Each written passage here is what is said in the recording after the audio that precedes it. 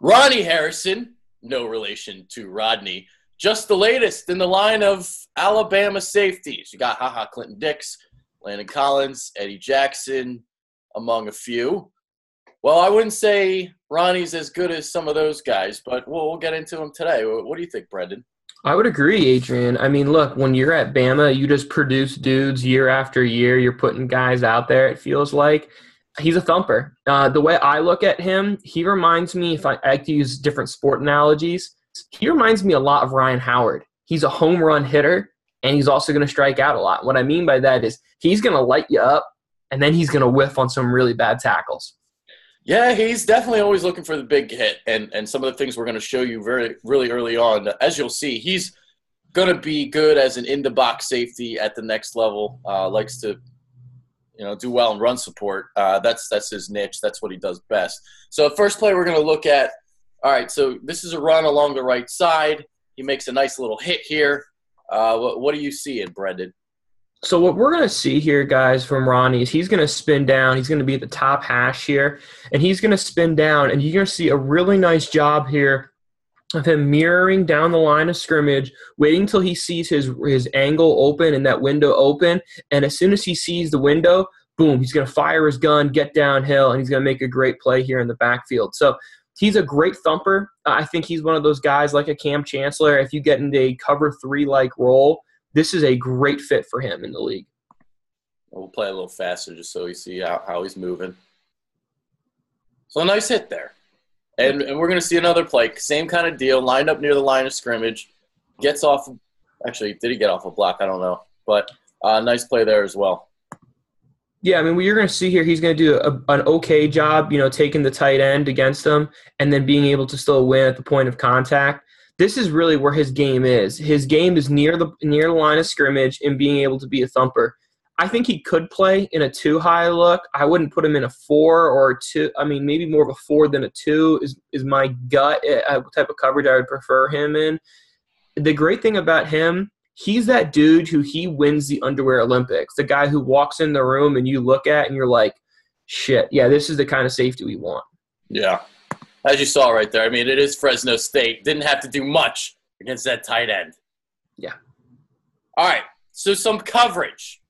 Now, this is a guy, he can do – whenever a play is in front of him, he seems to do well. This is a quick out, and he jumps in front, gets the interception. When the play is behind him, he seems to do a little worse, but we'll get into this play real quick.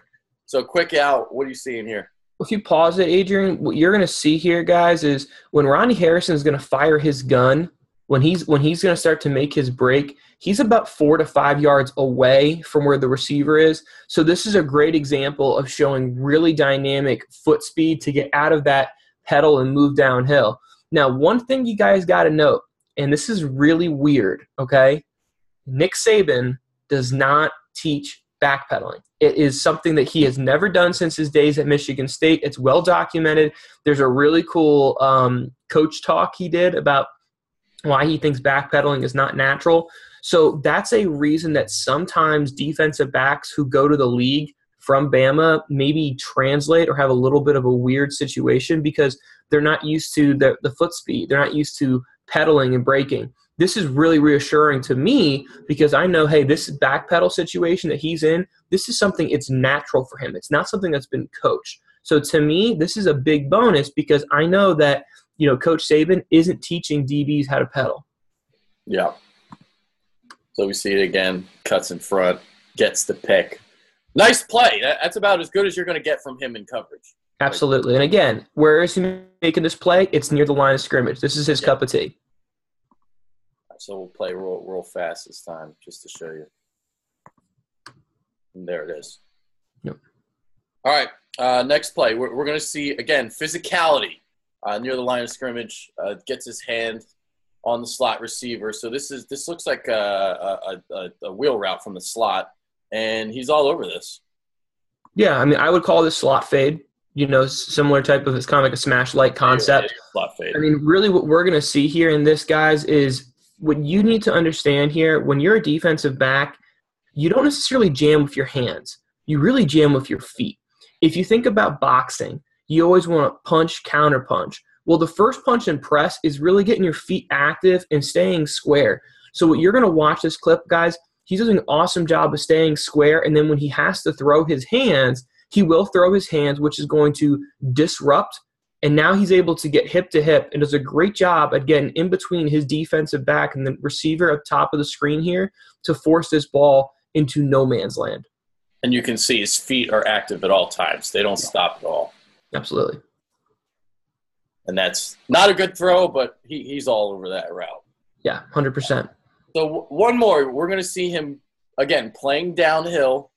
This is a quick slant and a big hit to kind of jar this ball loose. This clip didn't last very long. No, he's a thumper. He's a guy who he's going to, like I talked about, he's going to be able to come straight downhill. Now, this is a good example here of what Bam was taught. As you're noticed here, he's coming straight downhill. There's no pedal for him. He's flat-footed, and as soon as he sees colors across his face, boom, I'm firing my gun and coming downhill. All right, so next couple things we're going to get into. Some of the things that he doesn't do well as a tackler, and you talked about it. Sometimes he looks for that big hit, and when you look for that big hit, well, you'll miss some tackles. You will. No, this is one of those plays, guys, like I talked about. Ryan Howard, swing for the fences, or he's sitting on the dugout after 3 pitches. So, this is a good example here. You're going to see him. He's going to duck his head, and he's going to go face first into the dirt. He's playing here an NFL-level running back. Sony Michel, absolutely NFL-level running back. Doesn't bring his hands here. So he's one of the – I talked about being a home run hitter. He's trying to knock people out with his shoulders and his upper body. You got to bring the hands, man. Yep. And he drops his head, too. Drops his head, gets a face full of turf. Oh. Right there. Yep. Those are the small things, guys, that there are 2 concerns here I have. 1, you missed a tackle, obviously. 2, you drop your head, you're opening yourself up for injuries. That's a big concern. Even if you're someone who says, oh, let them get concussions, they know what they signed up for. That's fine, but here's what you have to understand, too. If you have a concussion, you can't play. Here's a quick slant. And again, we see him go downhill, and he misses the tackle. Yep. Now, this angle here is going to be really poor. The angle he's going to take is going to be where the receiver is, not where the receiver is going. So this angle that you're going to see here, guys, is just a really poor job because, again, he's thinking about lighting him up. And where's he coming from this time? He's coming from high. So angle here, really poor, and that eventually is what's going to allow this play to get 2 to 3 more yards. Now, here's the difference. You're going against the league. That's going to be a guy like a Percy Harvin. That's going to be those killer slot defenders who for years, Antonio Browns of the world, etc. You miss tackles on them, they're going the whole way, and the cheerleaders are getting excited and starting to dance for a touchdown. Nice. I like that. All right, so we'll play this a little fast. You'll kind of see it in normal time. Just a poor angle. Yeah. I mean, it's just a poor angle there. Not good. All right, quarterback draw. This is where he's too high, he's too upright, and Kelly Bryant just runs right through him. Yeah, and Kelly Bryant, he certainly could be an NFL quarterback, but you know what? When Bama played him, he's not. I mean, he's not ready for that. This is not Cam Newton.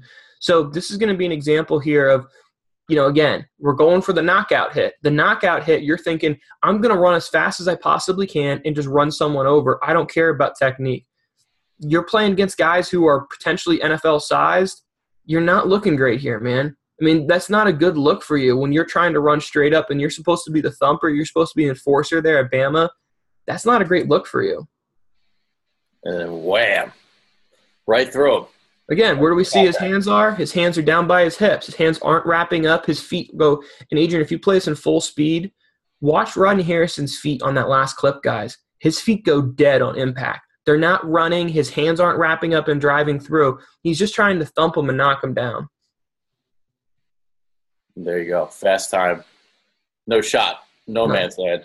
All right. Last thing you're going to see here, an example of what you were talking about, not teaching the back pedal. This is a quick slant. The ball is not targeted his way, but he gets beaten pretty bad here. Yeah, he does. This is one of those things, guys, that he's going to spin down a lot. So he's going to play more of that will backer in the sub packages, the strong safety. He's just giving away the inside here. I mean, it's just free money. It's just not a good look because his shoulders aren't staying square the whole time, so he's able to wall off the defender. he starts to drop that right shoulder, and now it's free money. I'm going to cut across your face right away. Now, fortunately for him, he does have a backer underneath there. So if I'm being Paul positive, I could say, hey, maybe you know what? He's trying to bait the throw in there so that the backer can take away this pick. But I'm not confident in it because I haven't seen enough film to say Rodney Harrison's definitely a good enough defensive coverage guy for me to say, oh, he's just baiting. I don't have enough film. I don't have enough confidence in that. It is possible, and if it is, you know what? I'll take the L. I'll admit I'm wrong, but I haven't seen enough film to really be confident in that. Ronnie Harrison. So he's the third-ranked safety by a lot of publications. And I'll tell you what, I watched the tape. I wasn't, like, that impressed. We'll see if he proves me wrong. I don't even know if I'm going to have him in the top 5. Here's the thing about Rodney Harrison, okay? 6'3", 214, 33 on the vert, 120 on the bench. His big thing is size and speed. I mean, when you make a safety up and you put him in Madden, you make that create a player mode, you want him to look like Rodney Harrison. So he has that build. He has what you're looking for. I think he's the third safety. I think he's a guy who comes off the board 20 to 40. But honestly, I don't think there's a huge difference between guys like Reed and Jesse Bates. I think that they're all pretty similar. But if you're someone who is playing a lot of cover 3, let me just use a wild example. If you're a team like Seattle, and let's say Seattle is really unconfident that Cam Chancellor is going to be there, and you get into a situation where Seattle's looking around the room and they see the offensive line is gone in the draft, they're not seeing a back or a corner they're really confident in, I could see a team like Seattle drafting him and being the heir apparent to Cam Chancellor. That's the type of player he is. But if you're asking him to go and play the single high free safety role, then I think a guy like Jesse Bates could get drafted over him. I wouldn't be surprised if a guy like Jesse Bates or Reed gets drafted above Rodney Harrison. But I would say if you ask me to put money down, I say he's the third safety drafted. Yeah, that's a good point there. You know, a cover 3 defense where you got a free safety that can really roam and on the back end there. And obviously that's what he had in Minkah Fitzpatrick. So you look at this situation even at Bama. The other question I have for you, you kind of brought it up a little bit with the sub packages and playing him at linebacker. I mean, similar build to Mark Barron. That's a great one. Yeah, or Dante Buchanan in Arizona. I mean, this is what the league is turning into because think about last year. We saw all those tight ends get drafted, and then all of a sudden, what do you see happen? You see all these hybrid linebacker strong safeties coming out because these guys are molded to really defeat tight ends. So I see that kind of as a trend. You have a really athletic tight end. What do you need? A really athletic safety who can also be a force player on the run. Harrison checks those boxes. There you go. All right. Anything else? You see him as top 5 safety or no? I see him as the third safety drafted, but here's the thing. There's a big gap between 1 and 2, 3, 4, 5. I think are closer than people think. Yeah. All right. That's Brendan Albert. I'm Adrian. Thank you. We're out. Peace. Appreciate it.